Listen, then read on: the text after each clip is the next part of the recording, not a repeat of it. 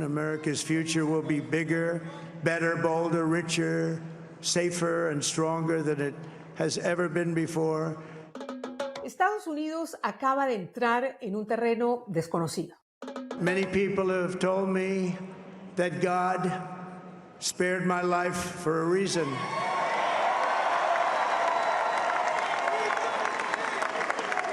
And that reason was to save our country and to restore America to greatness. La elección de Donald Trump en la presidencia es un verdadero cimbronazo, no solamente en la política de este país, en la democracia y en general en la sociedad estadounidense. Trump llega al poder con un amplísimo mandato. Pulverizó a su contrincante, Kamala Harris, en todos los estados más competitivos. Ganó ampliamente también la mayoría de electores del colegio electoral y tuvo otra victoria con sabor a revancha.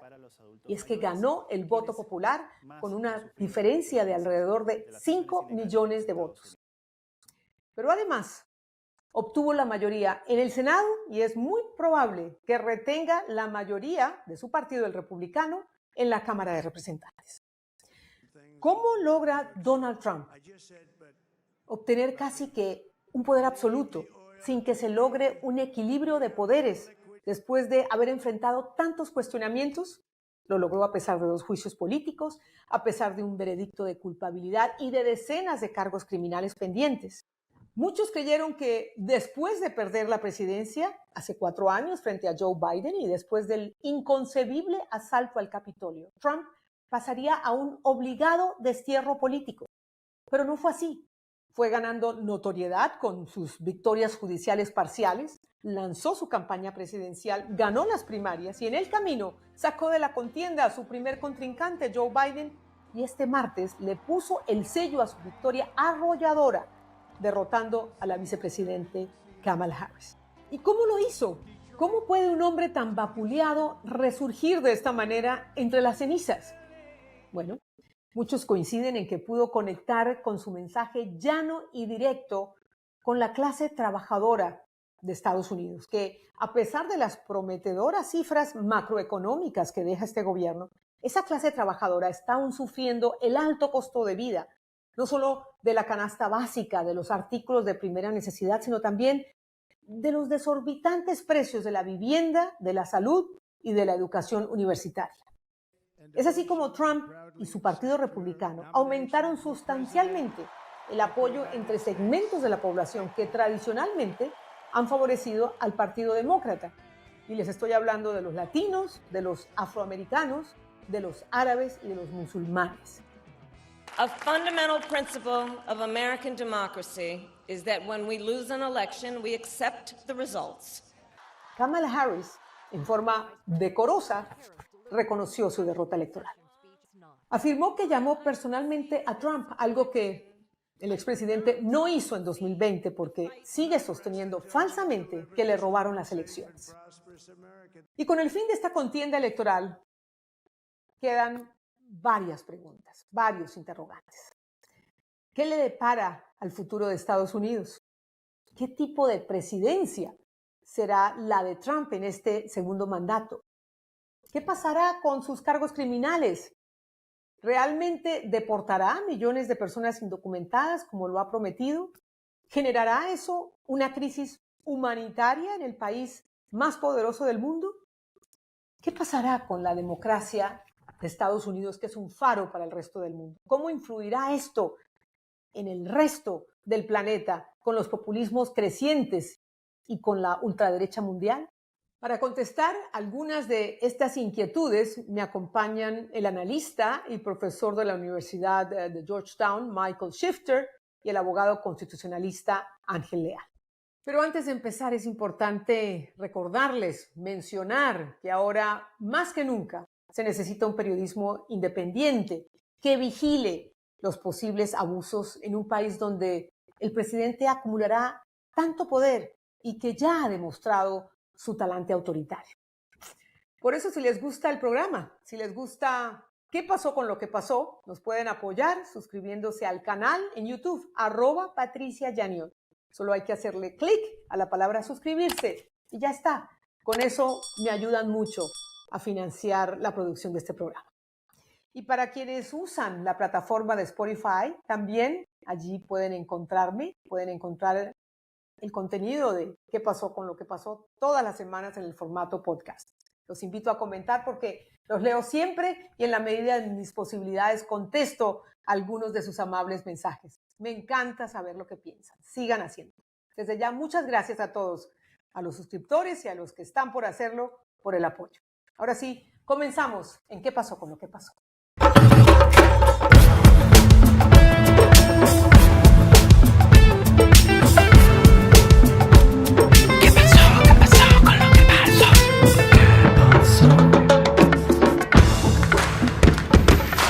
Le doy la bienvenida entonces a Michael Shifter. Michael, un gusto que nos acompañes aquí en qué pasó con lo que pasó para analizar lo que ha sucedido y lo que un poco puede suceder, puedes anticipar de un segundo mandato de Donald Trump. ¿Cuál es tu visión, cuál es tu lectura de lo que sucedió en este país? ¿Qué significa la victoria de Donald Trump? Bueno, yo creo que refleja, bueno, primero, muchas gracias por la oportunidad, Patricia, es un gran gusto estar contigo. Bueno, refleja que el país, la mayoría de los estadounidenses no están muy contentos de cómo está caminando el país. Hay un malestar. Si tiene 70% que piensan, de acuerdo a todos los encuestos y estudios, que el país va mal, y una administración de Biden y la vicepresidenta Kamala Harris que no es muy popular a niveles bastante bajos. Obviamente, y los temas principales, preocupaciones, inquietudes, sobre todo costo de vida, y segundo, el tema migratorio, el tema de la frontera fuera de control, con un desorden. Y el caos en el mundo, okay. Guerras en Europa, guerras en Medio Oriente. La gente está muy preocupada y quiere un cambio. Y lo que pasó es que Donald Trump se presentó como un agente de cambio y fue muy, muy difícil para Kamala Harris presentarse así, siendo vicepresidenta de una administración que no era muy popular. Entonces le costó mucho separarse y establecer una identidad como una agente de cambio. Y por lo tanto, Donald Trump, como es muy hábil, como populista que es, aprovechó las condiciones y los sentimientos de la mayoría de los estadounidenses para ganar de manera bastante contundente y regresar a la Casa Blanca en enero. La gran pregunta es, ¿cómo lo hizo? ¿Cómo lo hizo Michael? Porque ninguna encuesta anticipaba esta victoria arrolladora. Aumentó su votación en muchos condados, en miles de condados y de distritos, aunque disminuyó la cantidad de votos a nivel nacional, pero aún así ganó el voto popular. Esto porque el Partido Demócrata perdió millones de votos. Y la pregunta que muchos se hacen es cómo lo hizo cuando era un presidente que después de perder su primer mandato, muchos anticipaban pues que ya era un animal político muerto, especialmente después de el desastre que vimos con la toma del Capitolio. ¿Qué hizo bien Donald Trump para poder conectar con ese estadounidense promedio que pues vio afectado, ¿no? su bolsillo y su capacidad de mantener un nivel de vida como añoraba, como lo había disfrutado tal vez en el pasado? Bueno, yo no era uno de los analistas que pensó que estaba muerto políticamente después de que fue derrotado y después del 6 de enero. Yo escribí varios artículos diciendo que él sigue siendo una fuerza política muy importante y en efecto dominó todo el Partido Republicano. Y esto para mí fue claro y es importante recordar que en 2020 se hubiera cambiado 43,000 votos en 3 estados de Biden a Trump, hubiera ganado Trump. Entonces sacó 74 millones de votos. Esta vez sacó menos que en 2020. esta vez sacó 72 millones. Entonces sacó más en 2020 que en 2024. Entonces yo pensaba que era un animal político muy vivo, porque las condiciones en el país no estaba, la gente no sentía bien, y buscan a alguien que puede arreglar las cosas. Y él se vendió, como él es muy hábil en eso, y el uso de los medios es muy importante. Y quiero subrayar otro factor, Patricia, que me parece que no está recibiendo la atención que merece, que es el Partido Republicano mostró gran habilidad en hacer trabajo político con inscribir nuevos votantes para el Partido Republicano, incluyendo en muchas áreas que tradicionalmente fueron demócratas, dentro de las ciudades, que son en general votan por los demócratas.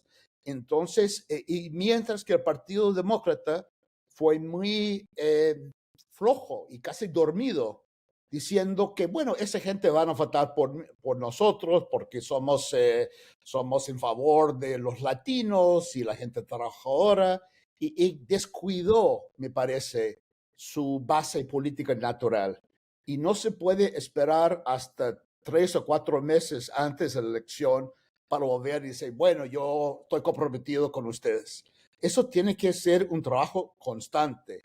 Y en ese sentido, me parece que los republicanos fueron mucho más inteligentes que los demócratas. Y de hecho, el jefe de gabinete de Donald Trump ya ha anunciado va a ser Susan Wiles. Susan Wiles fue la jefe de campaña de Donald Trump y empezó ese trabajo político mucho antes que los demócratas, y ahora estamos viendo los frutos de un trabajo, mientras que el Partido Demócrata creo que fue un poco dormido, para ser franco, y solamente movilizó hasta el final en los últimos meses. Fue demasiado tarde. Claro, mucha gente piensa que a Kamala Harris no le alcanzó el tiempo porque se subió a la campaña en la recta final, le faltaban 100 días y bueno, obviamente sufrió el costo de un presidente al que ahora muchos demócratas en su propio partido están responsabilizando de esta debacle por no haber renunciado a tiempo a sus aspiraciones por la reelección. ¿Tú lo ves así también? Sí, yo creo que demoró mucho, y yo creo que para Biden, para mí fue un buen presidente, pero los primeros 3 años, buen presidente.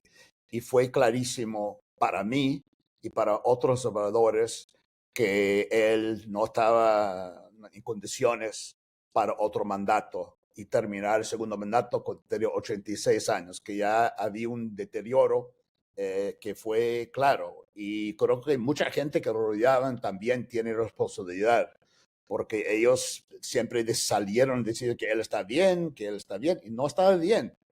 Esto fue una mentira. Entonces, y yo creo que si él hubiera renunciado antes, hubiera hecho una competencia abierta para elegir el mejor candidata del Partido Demócrata. Y Kamala Harris tal vez fue esa candidata, pero por lo menos hubiera tenido una competencia, y la competencia siempre mejora, ¿no? Mejor es porque es la práctica, es un desafío, entonces la competencia sale de la competencia mucho mejor candidato. Y no hubo eso, y creo que porque no hubo tiempo, obviamente, fue muy apretado todo, y creo que el presidente tiene, y la gente sus asesores, tiene cierta responsabilidad para eso. Yo creo que ella hizo todo lo que pudo.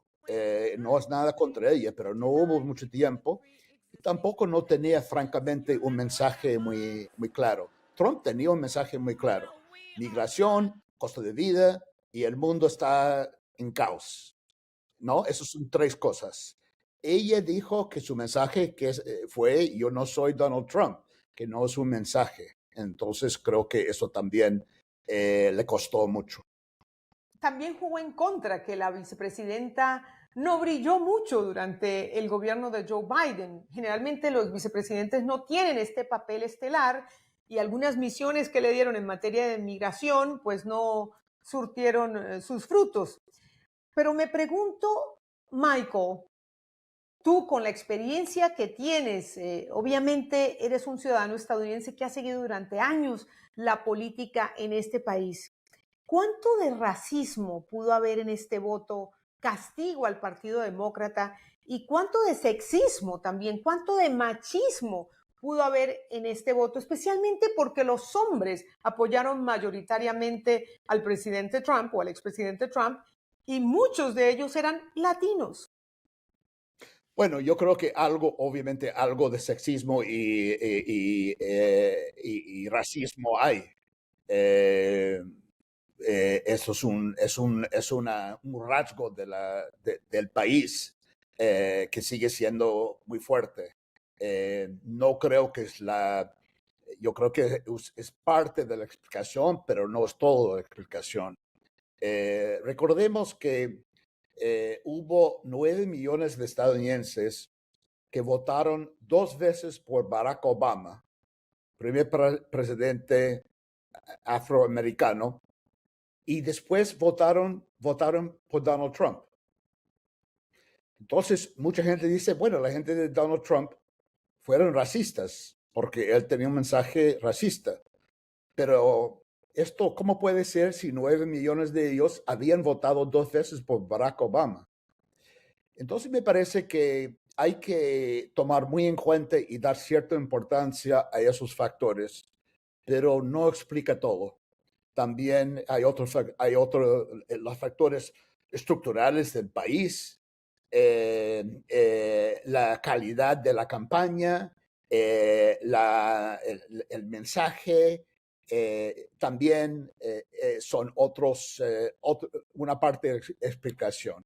Pero ciertamente sexismo y racismo, y escuchamos mucho eso de focus groups, sobre todo de que un mundo en caos, diciendo, bueno, mejor tener un hombre fuerte, con Putin y con Xi y con otros hombres fuertes en el mundo, que Trump entiende a esa gente y no estaba tenía sus dudas y la gente expresaron sus dudas, tenía mujer en esa posición. Yo creo que es muy desafortunado, no creo que sea así, pero obviamente fue un factor y así piensan lamentablemente mucha gente todavía. ¿Cómo anticipas será esta segunda presidencia de Donald Trump? Sabemos que quiere hacer énfasis en la economía, en su nacionalismo, en su aislamiento por parte de Estados Unidos, ¿no? America First es como su filosofía. Sabemos que quiere deportar a muchos inmigrantes indocumentados, iniciar con los que tengan algún récord criminal y también quiere no inmiscuirse en los asuntos donde haya conflictos internacionales. Comencemos con la economía. ¿Cómo anticipas que pueda por lo menos mejorar la percepción de que las cosas están por la senda correcta? Porque las cifras macroeconómicas lo muestran, simplemente que eso no lo siente el estadounidense promedio. Los precios siguen estando muy altos. Así es. Bueno, al nivel macro el país va muy bien. El problema es que a nivel micro, la gente cotidiana, sobre todo en los estados claves en esta elección, la gente está con muchas dificultades. Él dice que va a arreglar todo y obviamente su instrumento o política más preferido es aranceles, subir aranceles y entrar a una guerra comercial contra China. Yo no soy economista y hay muchos análisis y discusiones sobre esto, pero lo que he leído y lo que entiendo es que esto no podría funcionar muy bien, podría alimentar y subir la inflación, puede aumentar el déficit, puede aumentar tasas de interés, porque obviamente los precios que van a pagar los consumidores estadounidenses va a ser más altos y hay aranceles muy fuertes, muy grandes, muy altos contra China. Pero eso es algo que eso ha sido casi como religión para él. Aranceles siempre ha tenido esa posición y si bien es cierto que el Partido Demócrata en cierta forma, comparte una actitud con respecto a China y ha mantenido muchos aranceles que empezó con el primer mandato de Trump. Es más moderado que Trump. Una cosa que si preguntamos qué va a cambiar en el segundo mandato, bueno, hay mucho que no sabemos, pero sí lo que sabemos es que no va a ser más moderado que el primer mandato. Así que va a ser más radical en política económica, más radical en el tema migratorio.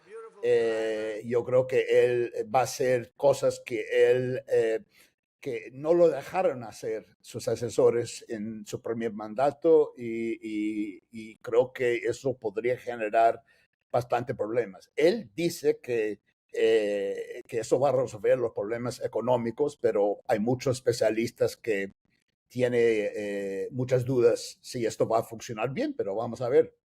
Vamos a ver, hay que esperar. Ahora que hablas del tema migratorio, una pregunta que me hacen en forma recurrente desde el martes: ¿cómo es posible que aumentó Donald Trump el apoyo recibido entre la población latina, una población a la que ha vapuleado, a la que promete deportar en caso de los inmigrantes indocumentados, que acusa de envenenar la sangre de los Estados Unidos? A los haitianos les ha dicho que llegaron a comerse los animales, en fin?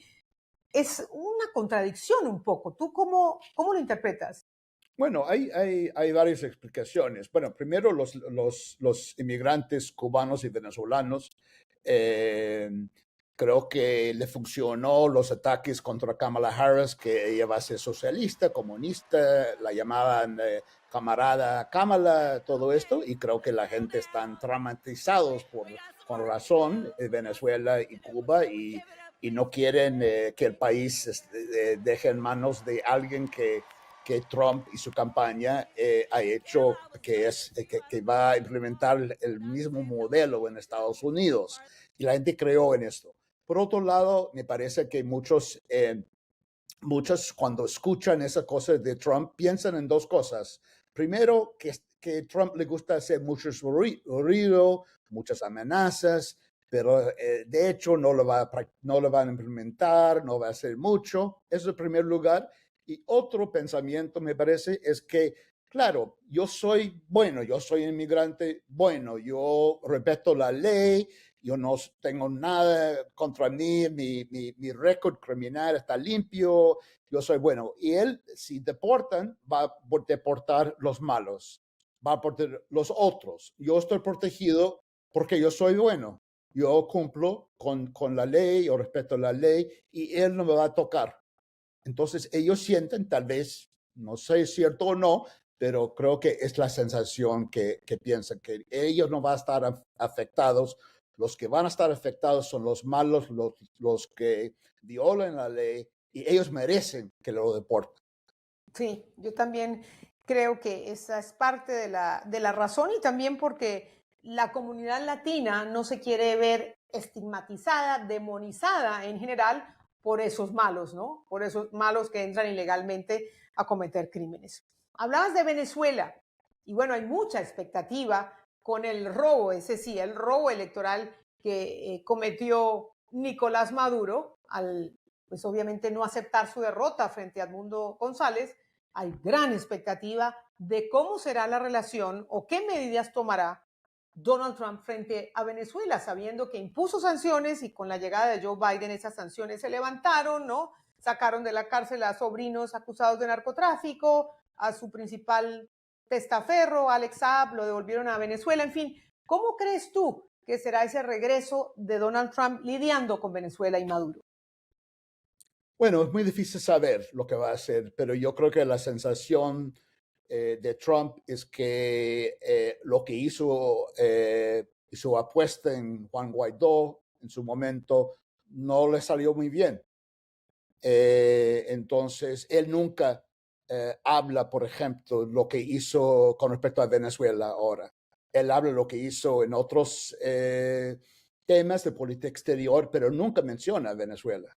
Yo creo que él no está muy orgulloso de cómo salió su política en Venezuela, de máxima presión, de todas las opciones sobre la mesa, todo esto. Yo no lo veo. Entonces, claro, puede volver una política más dura, pero yo creo que otra opción, otra posibilidad es que busca una acomodación con Maduro. Porque a mi modo de ver, su política hacia Venezuela, su primer mandato fue una política electoral de Florida, para ganar Florida, lo cual cumplió, ganó Florida en 2020.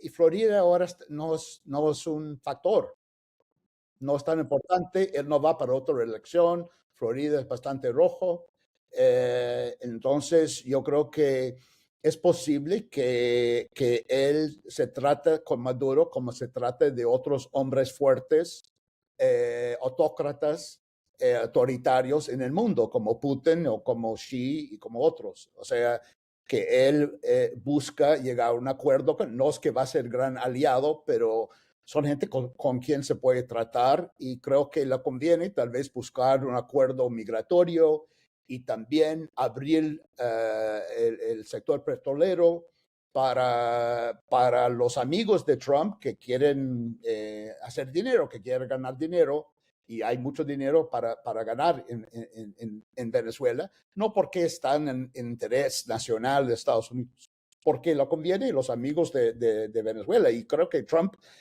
funciona mucho en lo personal, lo que le conviene personalmente. Entonces, no descarto esa posibilidad, no estoy diciendo que él lo va a hacer porque todavía no sabemos, depende quién es secretario de Estado, depende del equipo, depende de muchas cosas que no están definidos todavía y va a haber divisiones y discusiones internas, pero me parece como todo, o sea, hay un conjunto de factores que me parece que puede llevar una política de acomodación más pragmática con Maduro, porque creo que no está muy contento de cómo terminó su política hacia Venezuela en su primer mandato. Bueno, si lo vimos visitando a Kim Jong-un, no es difícil imaginárselo reunido con Nicolás Maduro. Me cuesta pensar que no va a haber algún tipo de presión para garantizar que se restablezca la democracia, pero bueno, con su política de garrote y zanahoria, ¿no? De zanahoria y garrote, pues que es un poco cómo funciona él en su política exterior, ¿no? ¿Qué me dan a cambio de algún beneficio si no hay un castigo, ¿no? Si no hay un castigo. México es un país que seguramente va a acaparar la atención de Donald Trump por el tema migratorio. ¿Cómo ves esa relación con la presidenta Claudia Sheinbaum y su gobierno? Bueno, México combina no solamente el tema migratorio, que es fundamental para Trump, pero también el tema de China, porque China está creciendo, el tema de drogas, narcotráfico, seguridad y comercio. O sea, es un país que combina todos los temas y Trump va a ser me parece que va a ser el foco de atención de Trump hacia el sur, en este hemisferio, México. Y tiene que revisar y renegociar el acuerdo de libre comercio con Canadá en 2026, creo que en julio de 2026. Entonces, me parece que y Trump no es muy bueno en negociar con mujeres. Yo creo que con AMLO tal vez hubo algo que tenía en común, se entendía un poco mejor. Entonces, yo creo que la relación con presidenta Sheinbaum puede ser complicada y difícil con Trump. No creo que amenazas de hacer una acción militar sobre producción de fentanilo se va a realizar. Yo creo que esos son amenazas vacías, pero sí deportaciones creo que tiene que hacer. No va a ser 10 millones porque eso significaría parálisis de la economía estadounidense, pero hay que hacer algo para mandar un mensaje primero a su base política y que está presionando para eso, y segundo para México y el resto de América Latina, que Trump es más serio sobre el tema migratorio que era en su primer mandato, y de hecho la opinión pública, como usted sabe muy bien, ha girado más a la derecha sobre el tema migración, porque la sensación es que no está bien controlado la frontera y han llegado mucha gente, millones de personas. Claro, la sensación es que hay una crisis. Ahora que hablas de América Latina, ¿tú crees que América Latina tendrá alguna relevancia, aparte de la relación con México, para el gobierno de Donald Trump? Para decir la verdad, creo que va a tener poca relevancia. Yo no creo que va a prestar mucha atención, aparte de Venezuela, que obviamente tiene que enfrentar y tiene que desarrollar una política, unas acciones. El resto del hemisferio, del continente Suramérica, no va a recibir mucha atención y eso puede ser bueno para América Latina, porque pues, en medida que él aplica sanciones y castigos, esto obviamente hace daño a los países y la relación con Estados Unidos.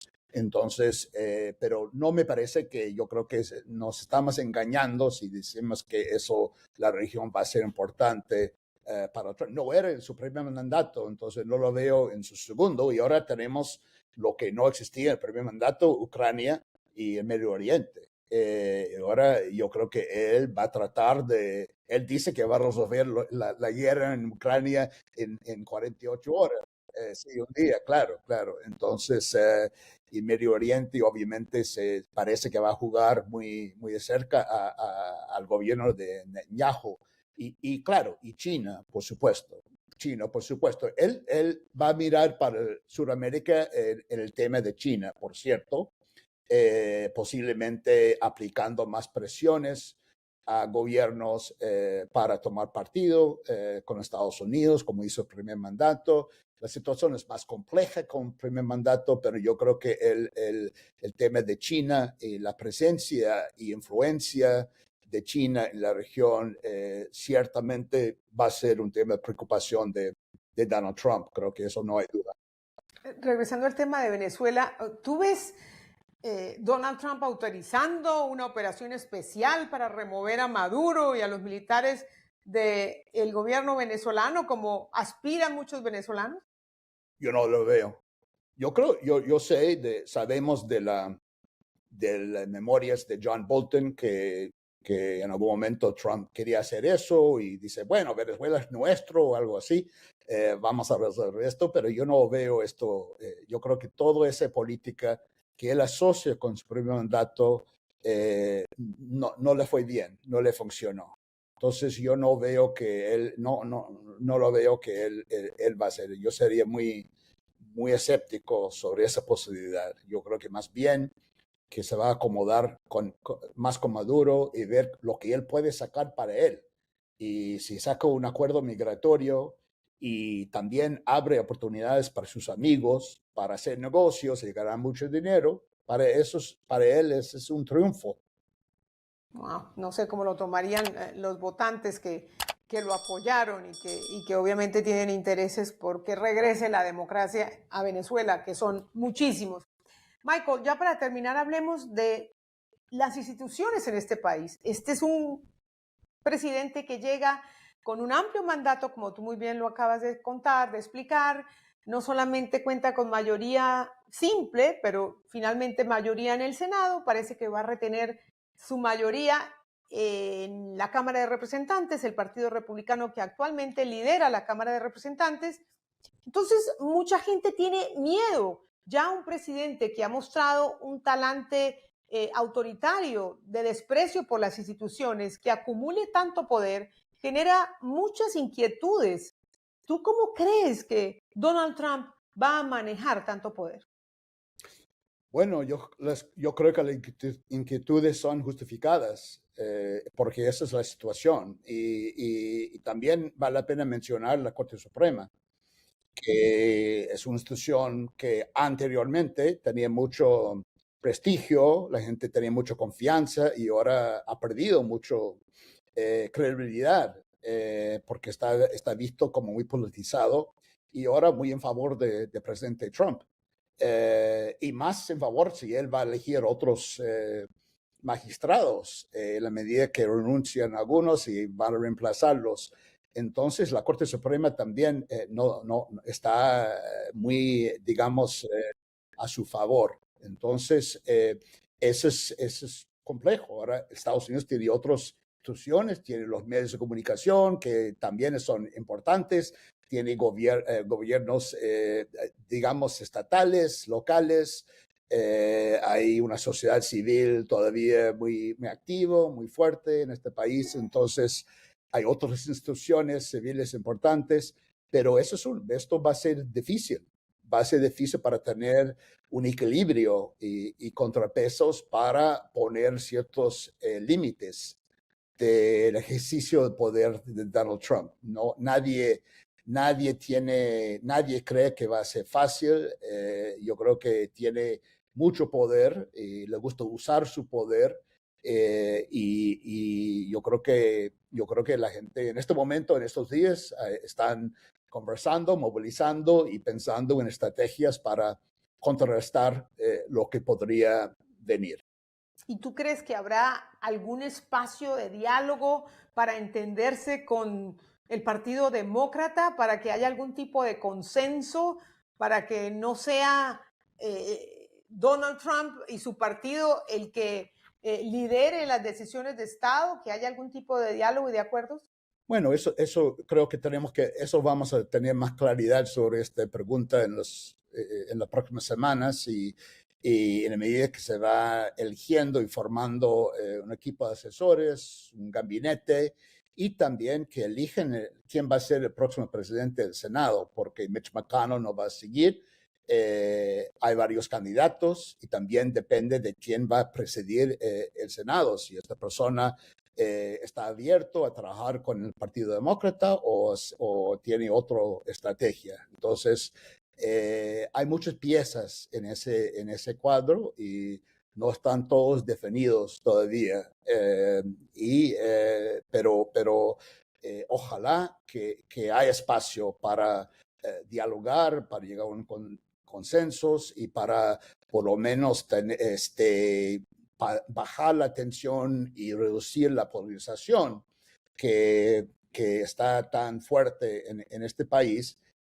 Porque eso complica mucho la tarea de gobernar y de hacer lo que tiene que hacer para resolver los problemas tan complejos y profundos que enfrenta el país.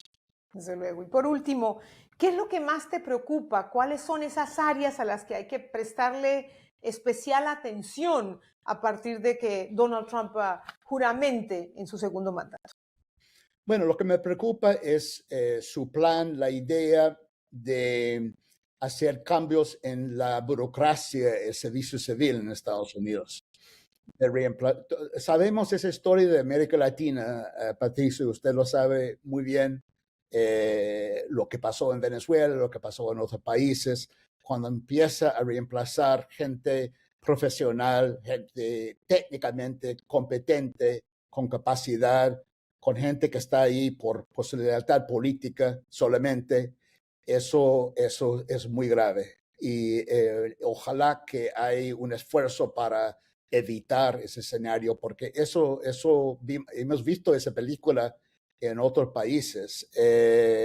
Venezuela es un ejemplo clarísimo, hay otros ejemplos de poner gente que son lealtad pero no tiene competencia, y es un gobierno, es un monstruo, es un gobierno muy grande, es muy complejo, hay problemas complicados y necesitamos gente con capacidad para resolverlo. Esa parte me preocupa y espero mucho que eso no ocurra, porque eso sería algo muy parecido a lo que hemos visto en América Latina y no termina muy bien.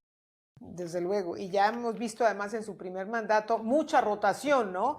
Entre sus colaboradores, entre su gabinete, entre la gente que lo rodeaba. Pues hay que abrocharse el cinturón y esperar lo mejor, ¿no? Lo mejor para Estados Unidos y por supuesto para el mundo. Gracias, Michael, gracias por acompañarnos en qué pasó con lo que pasó. Al contrario, Patricia, muchas gracias a usted, muy amable y siempre es un gusto. Hasta la próxima. Así que le quiero dar las gracias al abogado Ángel Leal, abogado constitucionalista, por acompañarme una vez más en qué pasó con lo que pasó para comenzar hablando de los cargos que enfrenta Donald Trump y cómo cambia su situación legal ahora que es presidente electo. Así que gracias, bienvenido, abogado Leal, y comencemos a hablar de cada uno de los casos. Comencemos con el caso de Nueva York, en el que ya el expresidente fue encontrado culpable por falsificar informes financieros que escondían el pago que le habría hecho a la actriz porno Stormy Daniels. Sabemos que el expresidente está a la espera de una sentencia. En ese caso, ¿qué puede pasar? Bueno, dos cosas. Primero, el juez Merchan, el caso está en apelación.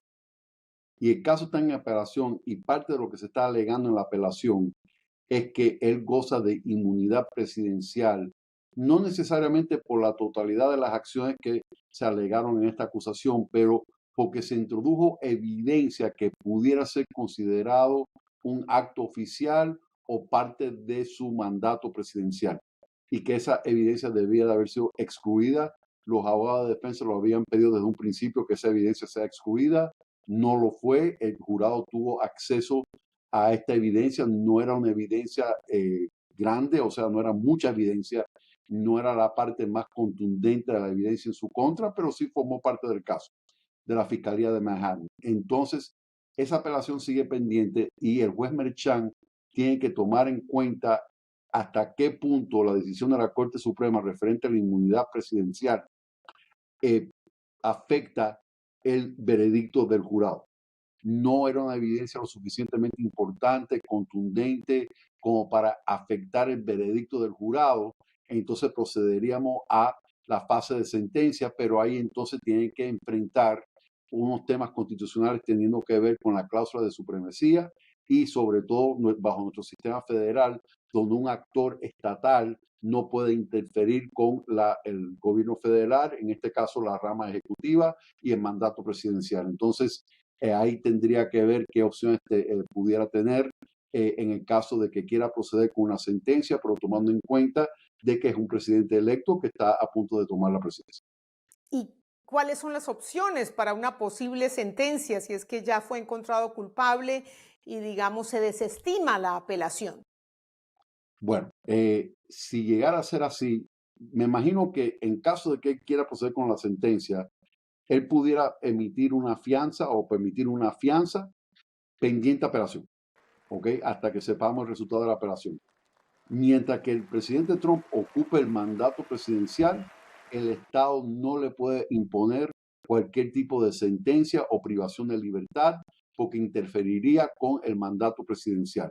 Por lo tanto, tendría que posponer la sentencia hasta que después de que termine el mandato.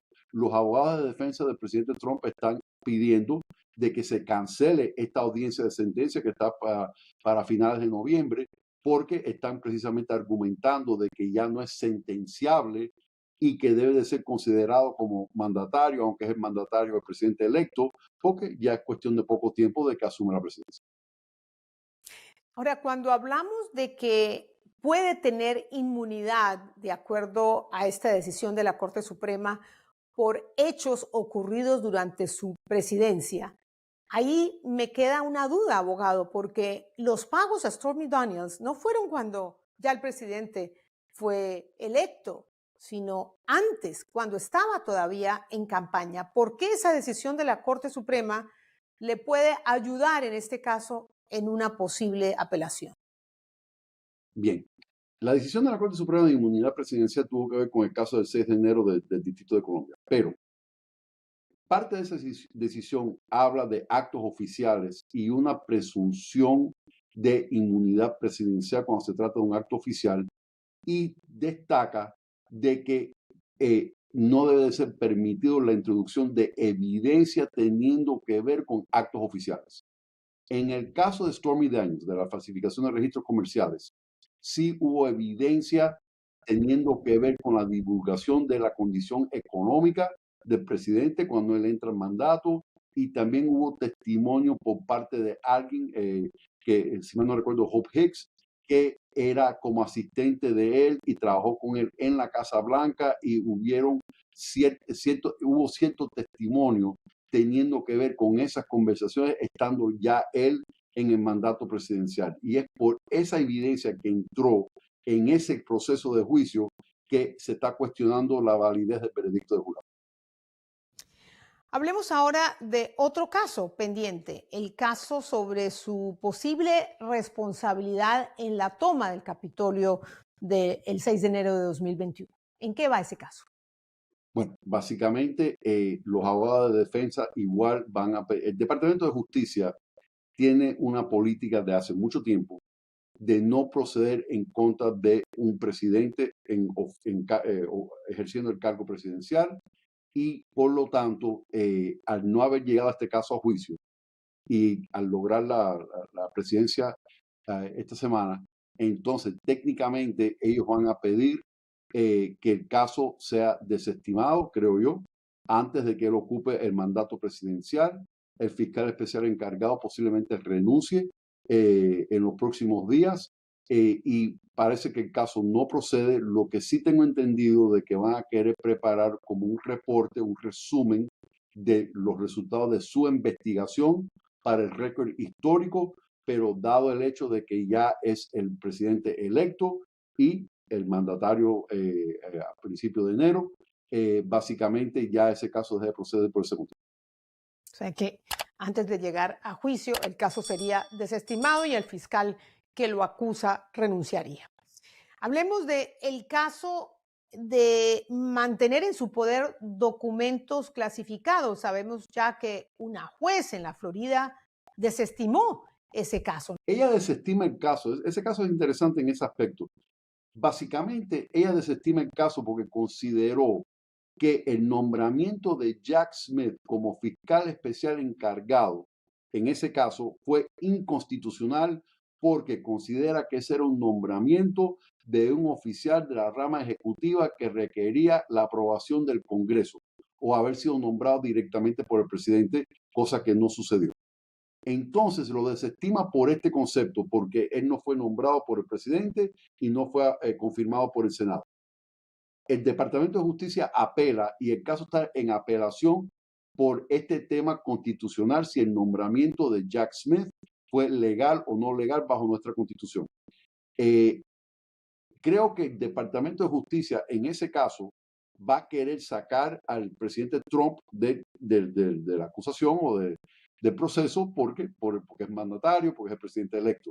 Pero yo creo que van a querer mantener esa apelación porque creo que van a querer defender el presunto derecho del fiscal general de los Estados Unidos, en este caso Merrick Garland, cualquiera que sea, que tenga la oportunidad y la potestad de poder nombrar un fiscal especial encargado bajo ciertas circunstancias. Entonces, hay un tema constitucional ahí que creo que van a querer litigar en el 11º Circuito Federal de Apelaciones, que es donde está el caso ahora, pero al final de cuentas, independientemente de ese tema, van a querer sacar al presidente. También es importante notar que hay 2 acusados más en ese caso, que veremos qué van a hacer con ellos. Tal vez procedan contra los otros 2 y quitan al presidente. O sea, también de ese se salva. ¿Y qué pasaría con el cuarto caso? El caso de Georgia, donde se le acusa de presionar a un funcionario estatal, ¿no?, encargado de elecciones para fraudulentamente conseguir los votos que le hacían falta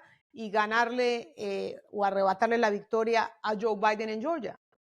Ya ese caso estaba en duda desde hace un tiempo, porque los abogados de defensa de varios de los acusados quisieron descalificar a la fiscal Fani Willis. Al final, el juez descalifica al abogado Nathan Wade, quien forma parte de un abogado privado que formó parte del equipo de la Fiscalía de Fulton County.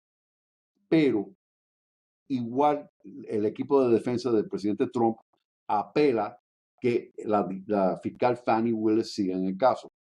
Ese caso todavía está en apelación desde mayo con la Corte de Apelaciones del Estado de Georgia sobre el tema de que si por ética y conducta profesional ella puede o no seguir en el caso.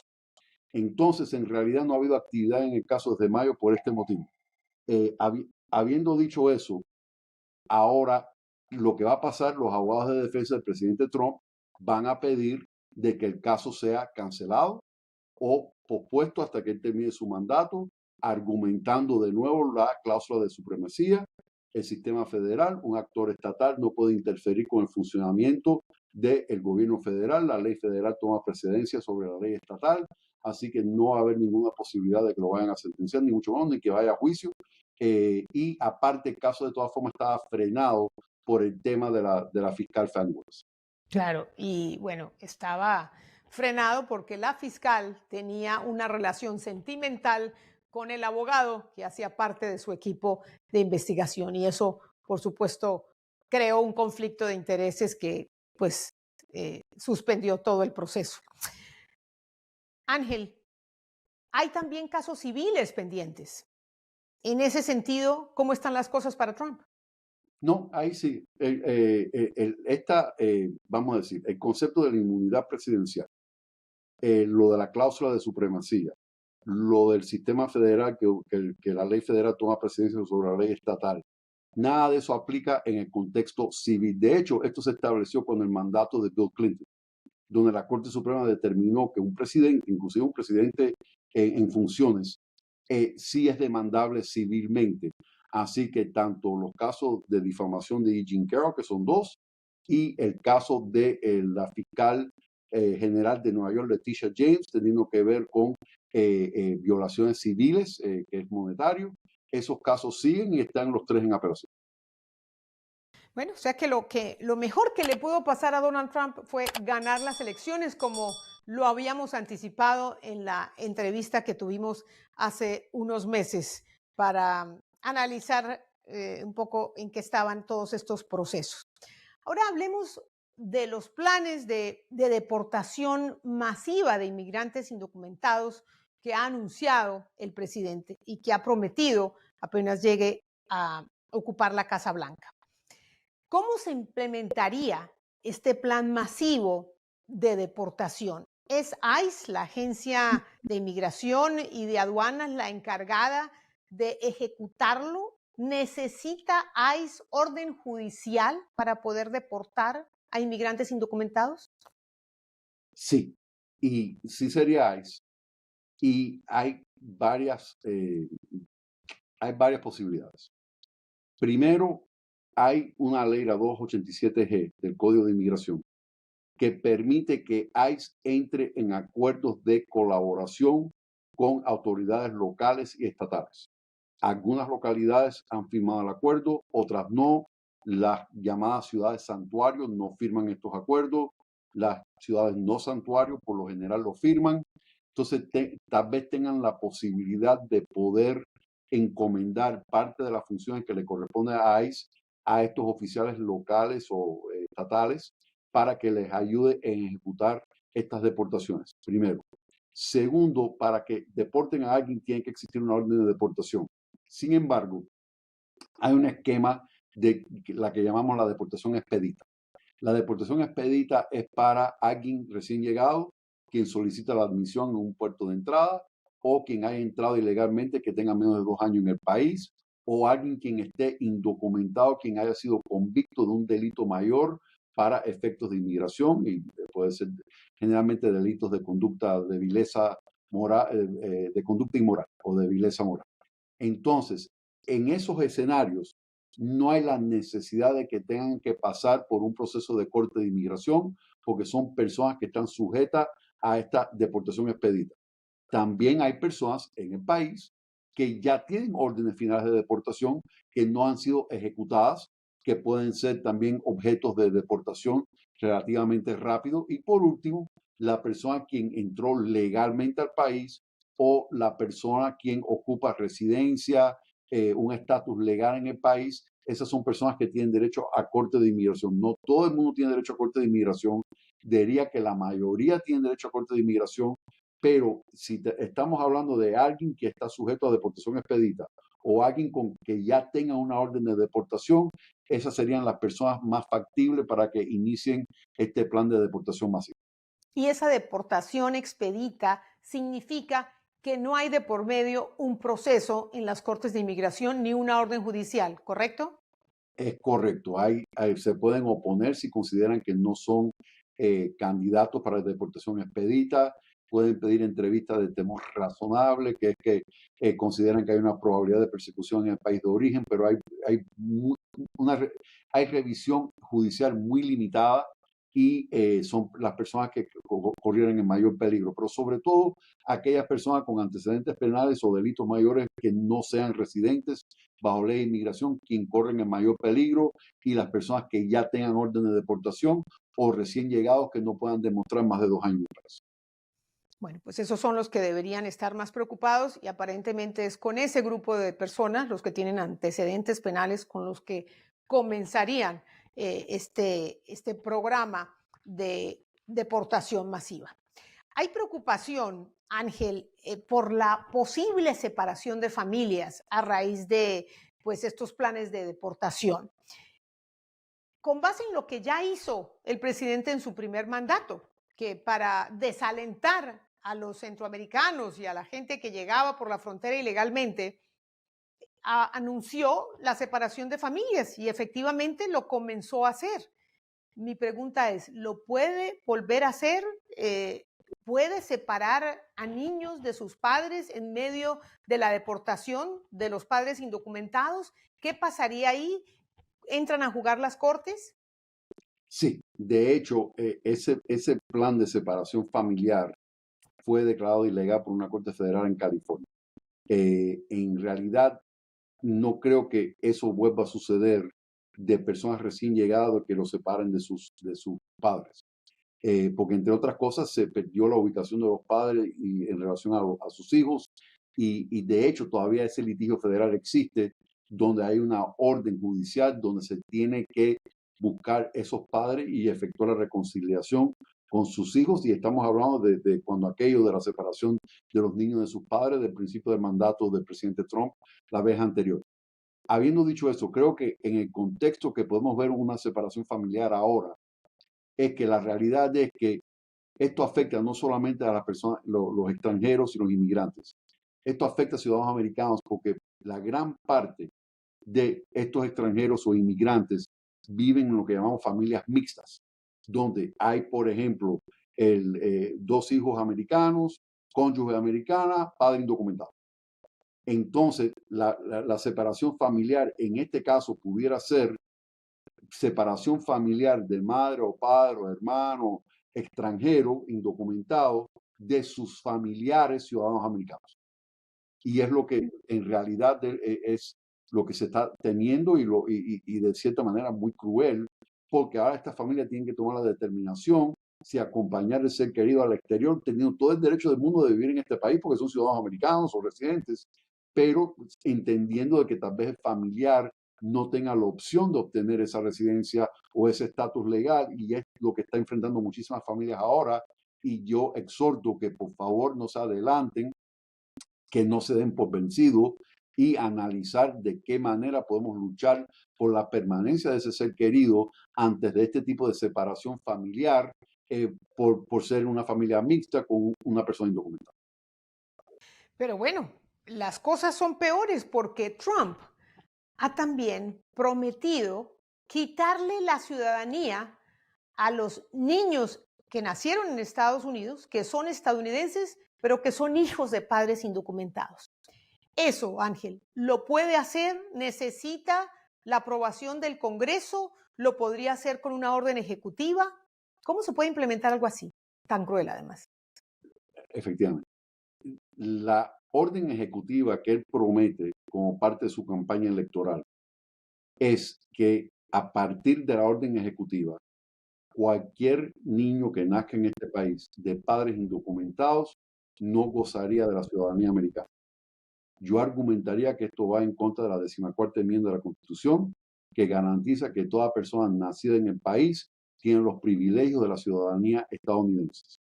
En lo que se están basando, y sí lo pueden intentar con orden ejecutiva, es que literalmente la 14ª enmienda dice personas quien hayan nacido en Estados Unidos y quien estén sujetos a la jurisdicción del país. Como son personas indocumentadas, están argumentando, o hijos de indocumentados, están argumentando, que los padres, al ser indocumentados, no están sujetos a la jurisdicción del país de tal manera de que por lo tanto los hijos que nacen de estos padres indocumentados no deben de poder gozar de la ciudadanía. Es en base a esa frase sujeto a la jurisdicción del país y que como son indocumentados no están sujetos a la jurisdicción del país y por lo tanto los hijos no gozan de este privilegio. Yo creo que ese argumento es muy difícil, va a ser retado a nivel de Corte Federal inmediatamente. Yo creo que va en contra de el texto pleno de la 14ª enmienda, que dice que toda persona quien haya nacido en este país goza del privilegio, pero sí está basado en ese argumento y tendremos que ver cómo pueda fallar una corte referente a ese tema, pero es tema y pretenden hacerlo. Ahora, ¿esta orden ejecutiva podría ser retroactiva o sería a partir de que se emite la orden, los hijos de padres indocumentados que nazcan en Estados Unidos perderían la ciudadanía? A Pues, partir de cuando emitan la orden, no va a ser retroactivo. De hecho, lo anunciaron y tienen que ser hijos de padres indocumentados. No, si hay un padre, al menos que sea residente o ciudadano americano, no caen dentro de el ámbito de esta propuesta orden ejecutiva, que tenemos que verla en detalle cuando ya la emitan, pero basado en lo que él promete como parte de su campaña presidencial y estaba en su página web y todo lo demás, parece ser que lo van a hacer de forma prospecta para hijos de indocumentados que no tienen al menos un padre con residencia o ciudadanía americana. pues como usted muy bien dice, seguramente esa decisión va a ser retada en las cortes. Y por último, Ángel, hay quienes dicen que Trump ha ganado con tanto poder, ¿no? Las dos cámaras del Congreso, obviamente la presidencia con un amplio mandato, y que podría aspirar a un tercer mandato presidencial. La Constitución establece que el presidente puede reelegirse una sola vez o, como es el caso de Trump, ocupar o digamos, acceder a 2 periodos presidenciales, no necesariamente consecutivos. Mi pregunta es, ¿el presidente puede cambiar la Constitución, esa enmienda constitucional, para permitir un tercer mandato? ¿Cómo es el proceso? ¿Qué tan fácil es concretar una reforma constitucional en Estados Unidos? Sumamente difícil, no lo puede hacer unilateralmente. Constitucionalmente, esto requeriría una enmienda constitucional, lo cual nada más que ha ocurrido 27 veces desde que existe la Constitución, desde el año 1787. Requeriría un voto de 2/3 partes de ambas cámaras de Congreso, de la Cámara de Representantes y el Senado, y después una convención constitucional donde 3/4 partes de los estados lo aprueben. De lo contrario, 2/3 partes de los estados pueden pedir una convención constitucional.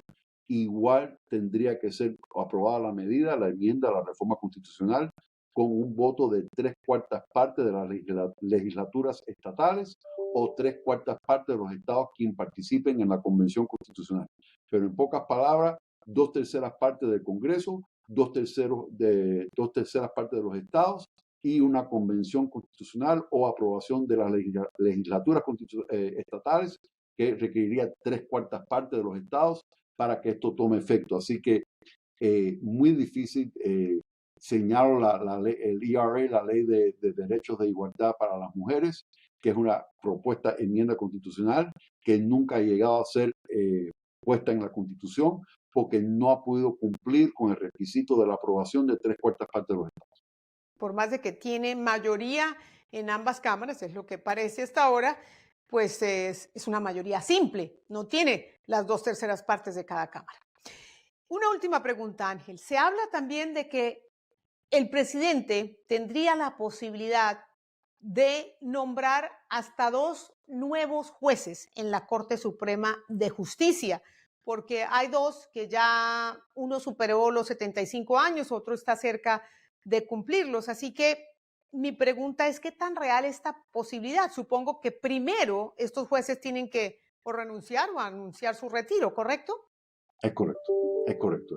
No los puedo obligar a que renuncien, básicamente depende del criterio de cada cual.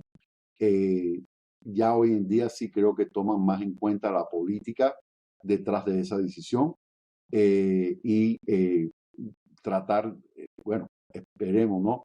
de no desbalancear la Corte más de lo que ya está, porque con esta mayoría de 6-3 estamos viendo decisiones sin precedentes, tanto como la de Dobbs, como esta decisión de la inmunidad presidencial, y en realidad en estos momentos, si llegaran a ganar la Cámara, tienen el control absoluto, tanto legislativo como ejecutivo, como judicial con la Corte Suprema.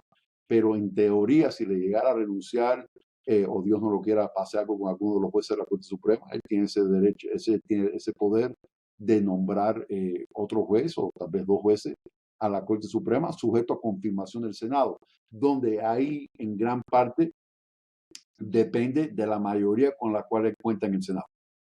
Por el momento sabemos que son 52, pudiera llegar a 54.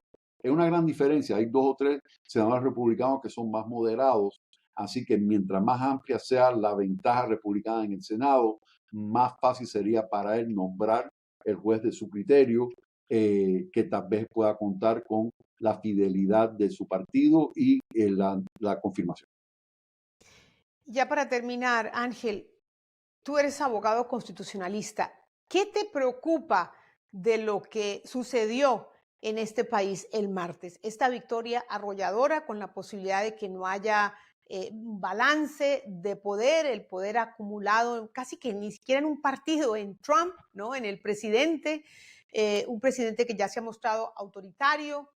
¿Qué previsiones institucionales tiene este país para evitar que aquí comience a operar una autocracia, una dictadura?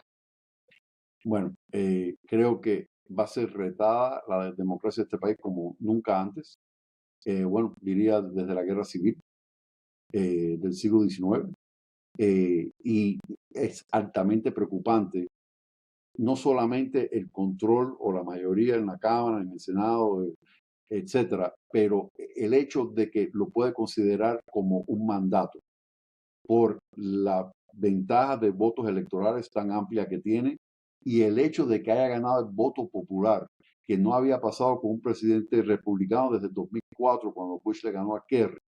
Esta combinación donde ya están diciendo de que él merece cierta deferencia porque él ocupa la presidencia por un mandato del pueblo estadounidense, quien quiso ponerlo en ese lugar abrumadoramente, es lo que preocupa. Y entonces, dependiendo, y llevan 4 años planeando cómo ejecutar el mando ejecutivo si llegaran a recuperar la Casa Blanca, que es el caso.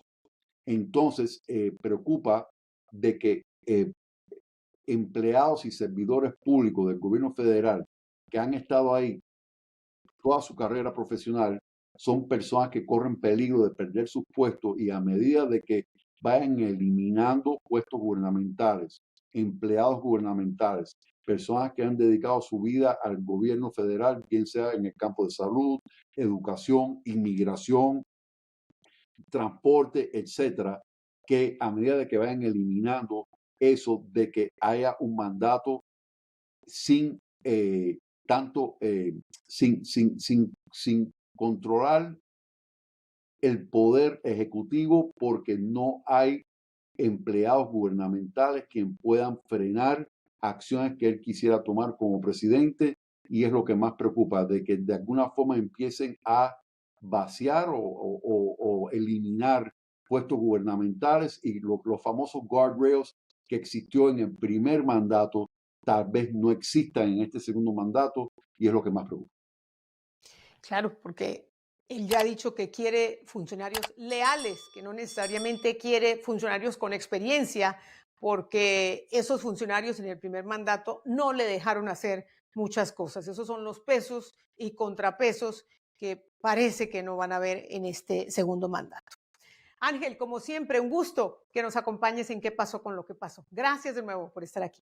Como un honor para mí siempre, Patricia, y muchísimas gracias por la invitación. Gracias. Y no sobra recordar que este es un momento de gran expectativa en Estados Unidos frente a lo que puede ser un segundo mandato de Donald Trump. Por supuesto, hay también mucha incertidumbre alrededor del mundo frente a las medidas que pueda tomar el expresidente Trump, el presidente en su segundo gobierno, que pueden afectar lo que sucede en muchos países alrededor del mundo, especialmente los que viven un conflicto armado. Y bueno, uno quisiera esperar que el presidente Trump administre con muchísima responsabilidad tanto poder que va a acumular y que las instituciones de este país estén a la altura del momento histórico que vive Estados Unidos. Gracias por acompañarnos. Los espero la próxima semana en otro programa de ¿Qué pasó con lo que pasó? Y les recuerdo que se suscriban al canal porque de esta manera nos ayudan mucho a financiar la producción del programa. Solo le tienen que dar clic a la palabra suscribirse, activar las notificaciones también dándole clic a la campanita. Gracias a todos nuestros suscriptores y a todos ustedes que están por suscribirse. No se les olvide hacerle clic a la palabra suscribirse. Nos vemos la próxima semana. Hasta entonces.